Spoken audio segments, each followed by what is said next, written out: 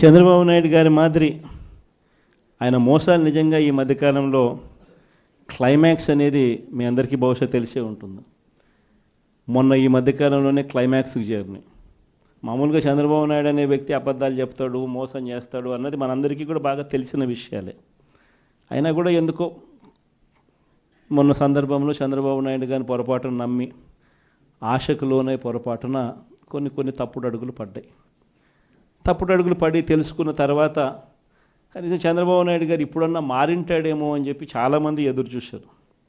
కానీ ఆ మారడం అనేది మారలేదు. ఈ మనిషి ఎప్పుడు ఈ మనిషి ఇంతే అని చెప్పడానికి మొన్న ఈ మధ్యకాలంలో ఆయన మాట్లాడిన మాటలు P4 అంట, గుర్తుందా?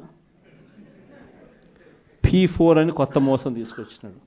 ఆశ్చర్యకరం ఏంటంటే P4 విధానం అంటే ఏంటంటే సమాజంలో ఉన్న 20% పేదవాళ్ళ బాగోగులన్నింటినీ 10% సంపన్నులకు అప్పగిస్తాడట.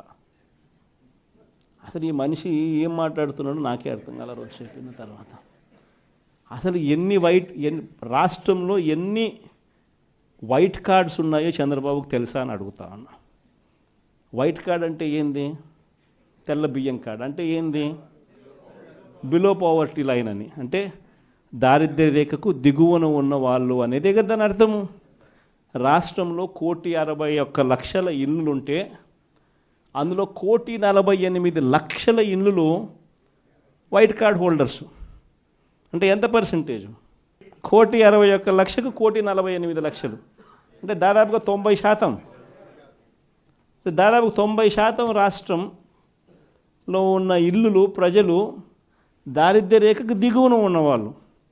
మరి 90% మంది దిగువన ఉంటే ఈ పెద్ద మనిషి ఇంకోటి అడుగుతా పోనీ, అసలు రాష్ట్రంలో ఎంతమంది ఇన్కమ్ ట్యాక్స్లు కడతా ఉండరు? అదన్నా ఈ పెద్ద మనిషి చంద్రబాబు నాయుడు తెలుసా అని అడుగుతా ఉన్నా. ఎందుకంటే ఇన్కమ్ ట్యాక్స్లు కట్టేది కేవలం 8,60,000 మంది మాత్రమే ఇన్కమ్ ట్యాక్స్లు కడుతున్నారు. మొత్తం మీద ఒక 25 లక్షల మంది ఇన్కమ్ ట్యాక్స్లు ఫైల్ చేస్తూ ఉన్నారు. అందులో నిల్ రిటర్న్స్ అని చెప్పి రాసే వాళ్ళను పోను ఇన్కమ్ ట్యాక్స్లు కట్టే వాళ్ళు ఎంత అంటే కేవలం 8,60,000 మంది మాత్రమే ఇన్కమ్ ట్యాక్స్లు రాష్ట్రంలో కడతా ఉన్నారు. మళ్ళీ 8,60,000 మందికి 1,48,00,000 మందికి అప్పచెప్పాలి కదా. నిజంగా అదే ఆయన చెప్పే P4 అంటే కూడా అక్కడ కూడా మళ్ళీ మోసమే. కేవలం 20% అంటాడు. ఆడ మోసమే. అసలు వాస్తవం చెప్పాలంటే కనీసం 1000 మంది ముందుకు రారు. కనీసం రాష్ట్రంలో 1000 మంది ముందుకు రారు. ఇది జరగదని చెప్పి అందరికీ తెలుసు. అవాస్తవాలని అందరికీ తెలుసు. ఈయన డ్రామాలు ఆడుతున్నాడని అందరికీ తెలుసు. ప్రజలందరూ నవ్వుకుంటున్నారు. ఈయన మాట్లాడేటప్పుడు ఏకంగా మీటింగ్లో నుంచి మనుషులు కూడా వెళ్ళిపోతూ ఉన్నారు.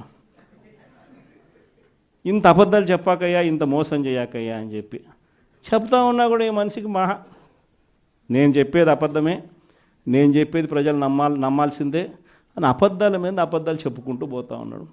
ఎన్ని రేషన్ కార్డులు ఉన్నాయో తెలియదు, వైట్ రేషన్ కార్డుకి అర్థం ఏమిటో తెలియదు, ఎంతమంది రాష్ట్రంలో ఇన్కమ్ ట్యాక్స్లు కడతా ఉన్నారో కూడా తెలీదు అనడం కూడా తప్పు. తెలుసు కానీ మోసం. ఇప్పుడు కూడా సూపర్ 6 ఎందుకు అమలు చేయడం లేదా, సూపర్ 7 ఎందుకు అమలు చేయడం లేదంటే ఏమంటాడు?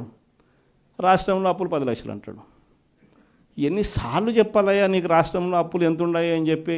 6.5 లక్షల కోట్లు రాష్ట్రంలో అప్పులు ఉన్నాయని చెప్పి నువ్వే అసెంబ్లీలో ప్రవేశపెట్టిన నీ బడ్జెట్ డాక్యుమెంట్లో నువ్వే చెప్పించావు. ఆయన ప్రవేశపెట్టిన బడ్జెట్ డాక్యుమెంట్లో రాష్ట్రానికి సంబంధించిన అప్పులు ఎంత అంటే ఆయనే 6.5 లక్షలు అని చెప్పి ఆయనే చూపించారు. 6.5 లక్షల కోట్లలో కూడా 3,13,000 కోట్లు ఆయన ప్రభుత్వం దిగిపోయే నాటికే ఉన్న అప్పులను కూడా అని అందరికీ కూడా తెలుసు. ఆయన ప్రవేశపెట్టిన బడ్జెట్ డాక్యుమెంట్లోనే ఉంటాయి. కానీ ఏమంటాడు? రాష్ట్రం భయంకరంగా చూపించాల 10 లక్షల కోట్లు, ఇంకా 2 రోజులు పోతే 12 లక్షల కోట్లు అంటాడు, ఇంకా 4 రోజులు పోతే 14 లక్షల కోట్లు అంటాడు.